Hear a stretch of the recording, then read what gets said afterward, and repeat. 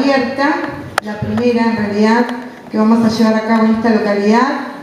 Queremos agradecer sobre todo la presencia de nuestros oradores, los voy a nombrar.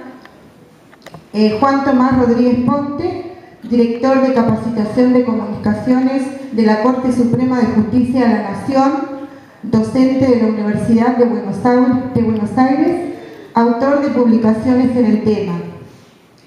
Santiago Inchausti, narcotráfico, juez federal de Mar del Plata, docente Universidad Mar del Plata y autor de publicaciones en la temática.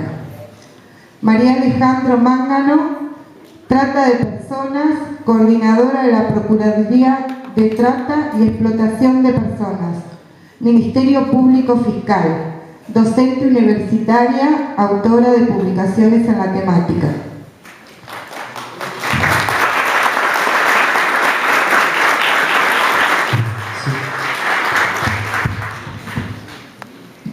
Bueno, vamos a comenzar con la señora María Alejandro Mángano.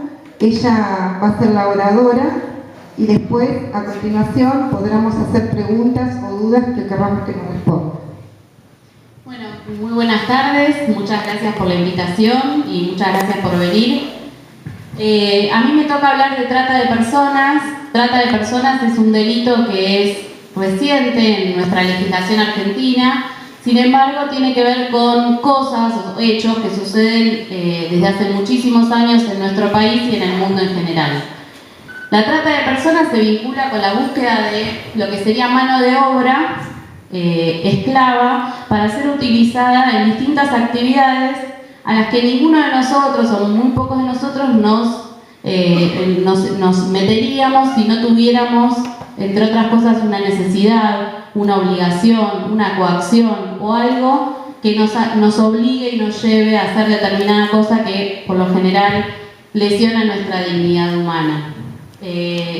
La trata en sí tiene en general y en nuestro país más todavía dos finalidades específicas. Una es la del trabajo esclavo, que se da en los sectores más vulnerables del trabajo. No solo es trabajo irregular, es decir, no registrado, sino que hay además otras circunstancias que hacen que sea un delito, ¿sí? Tener una persona en condición de esclavitud significa no solo tenerla en negro, sino que además significa tenerla en una jornada muy extensa, que no le deje ningún momento para esparcimiento o para hacer otra cosa, para ni siquiera ir a, digamos, educarse o cualquier otra circunstancia o derecho fundamental.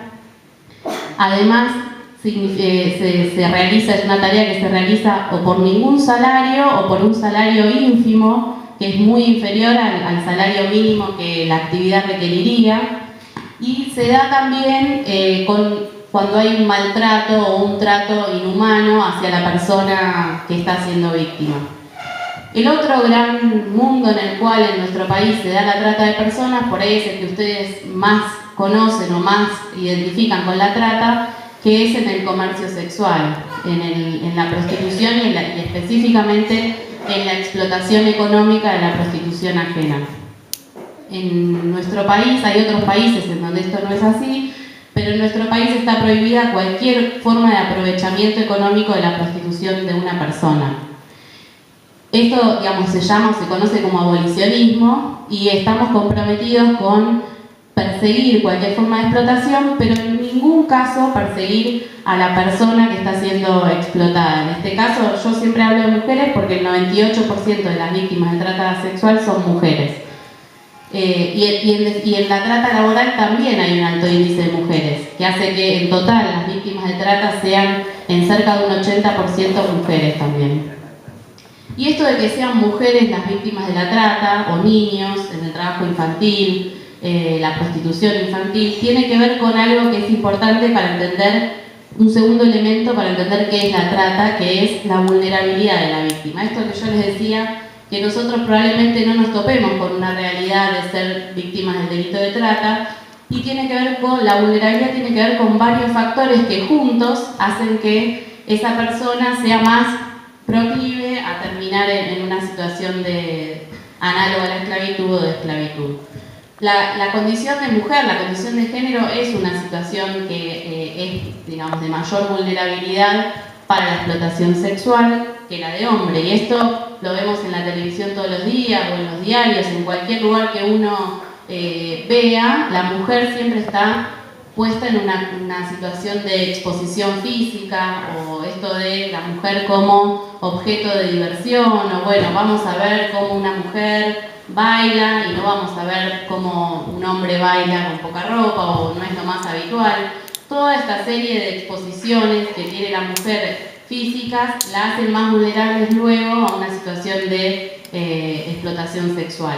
Los niños también son más vulnerables a cualquier forma de vulneración de derechos y a su dignidad, principalmente porque los niños suelen tender a obedecer a los mayores. Y esto que en circunstancias normales sería algo bueno, o sea, que un niño obedezca a un mayor, cuando estamos frente a un tratante, una persona que lo que quiere es vulnerar a esa persona, que sea un niño es una situación que lo pone en mayor situación de vulnerabilidad. También la otra circunstancia es la de ser migrante. Cuando uno no conoce el lugar en donde está, no solo no conoce las calles o cómo llegar de un lugar a otro, sino que muchas veces no conoce cómo hacer valer determinado derecho. Es decir, si yo no sé las normas de un país, no sé qué puedo reclamar y qué no. En Argentina la salud pública es un derecho, pero hay otros países en los que no lo es. Entonces, si yo vengo a la Argentina a trabajar, puedo pensar que no tengo derecho a la salud pública, incluso pensando que soy extranjero y que por eso no lo tengo. También me puede pasar que estando en Argentina piense que me pueden deportar a mi país si me encuentran sin papeles, porque en otros países eso sucede de ese modo. Sin embargo, en Argentina esto no es así.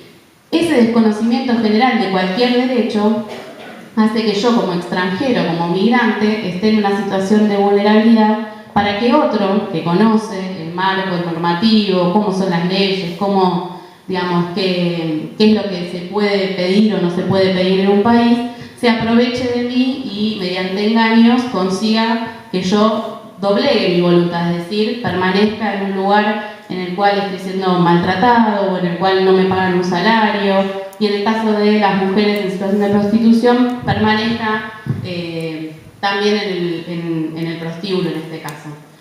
Una mentira también que se hace a las mujeres que son migrantes es la de que la mujer en situación de prostitución también es imputada y también comete un delito.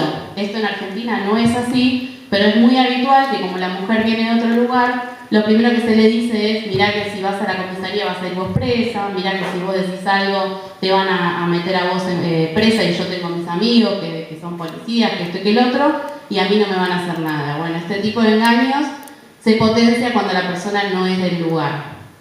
Y otra de las circunstancias claramente es la falta de recursos, no solo económicos, sino recursos en sentido de oportunidades. Es decir, si yo no tengo oportunidades de obtener un trabajo, si no tengo oportunidades de acceder a una educación y luego a algún trabajo, o no tengo ninguna oportunidad de, cuando soy chico, ir a la escuela, sino que tengo que, siendo chico, tomar trabajos que ocupan todo mi tiempo, que no me dejan esparcirme, que no me dejan crecer como niño, y crezco como un adulto, entonces luego esa escasez de oportunidades va a ser, en definitiva, esa escasez de recursos se va a transformar en otro factor de estos de vulnerabilidad que son más propicios para la trata de personas.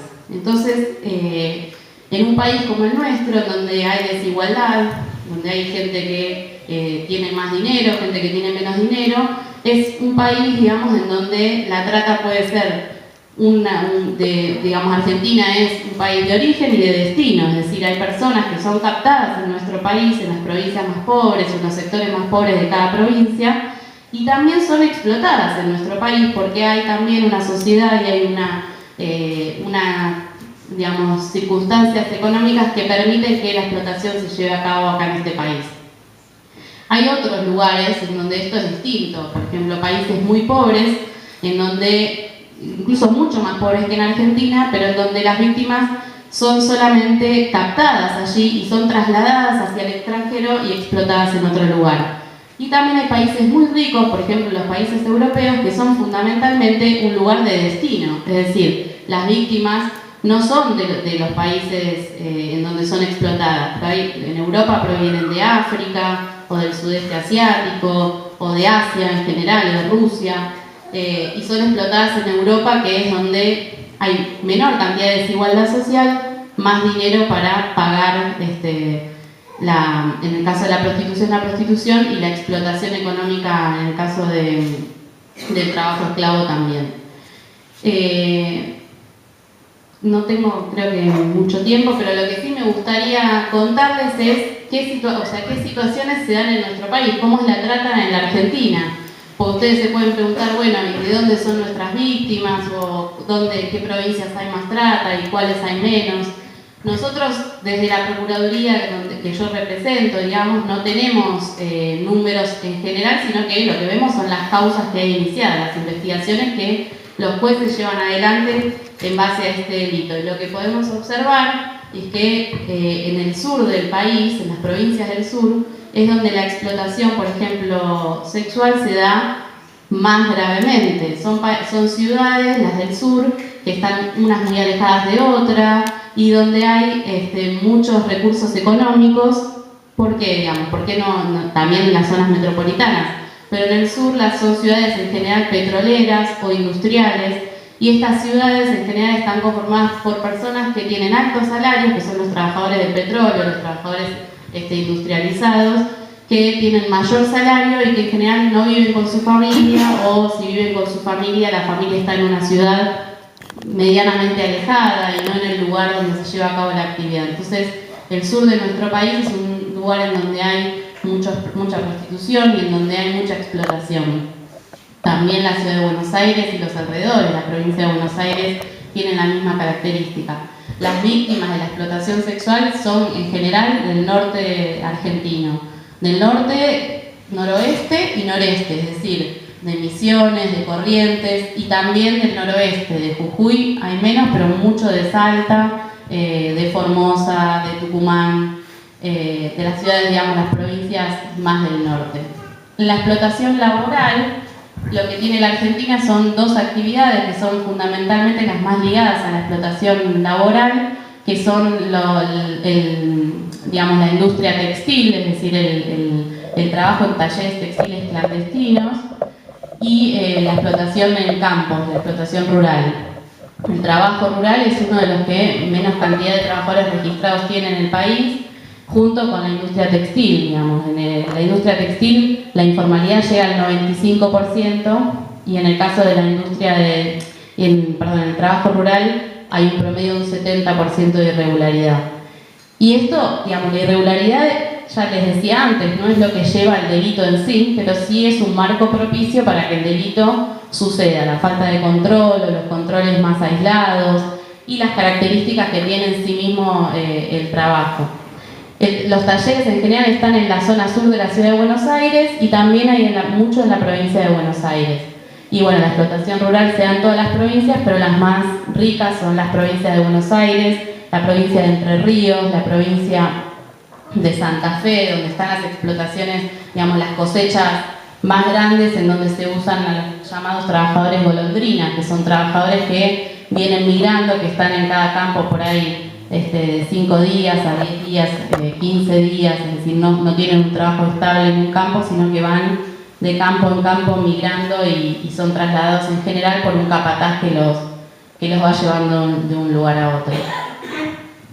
Finalmente, digamos, otro mundo que se suele mencionar, pero me gustaría, digamos, aclarar que no es el caso que en nuestro país suceda, es el de la extracción de órganos.